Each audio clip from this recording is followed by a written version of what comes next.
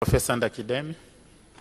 Nashukuru sana Mheshimiwa Mwenyekiti kwa kunipa nafasi ya kuuliza swali la nyongeza.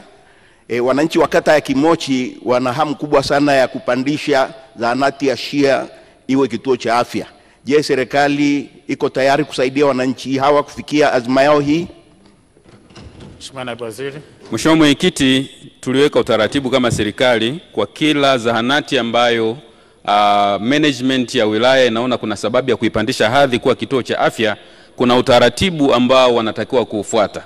Kwa naomba nitumie nafasi hii kumwelekeza mkurugenzi wa halmashauri ya wilaya ya Moshi kwamba wafanye tathmini kwenye zahanati hiyo ya Shia kwa maana ya idadi ya wananchi waliopo, lakini pia ukubwa wa eneo, na walete maombi ya kupandisha hadhi kuwa kituo cha afya ili serikali ifanye tathmini na kutenga fedha kwa kushirikiana na halmashauri na fedha serikali kuu kwa ajili ya kupandisha hadhi. Asante. Mheshimiwa Waziri wa Fedha. Mheshimiwa Mwenyekiti, naomba ni declare interest. Baba mkwe, nilikuwa juzi pale kwenye msiba na nikushukuru Mheshimiwa Mwenyekiti pamoja na waheshimiwa wabunge na Mheshimiwa mbunge pamoja na Mheshimiwa diwani walilileta jambo hili kwa njia hiyo hiyo.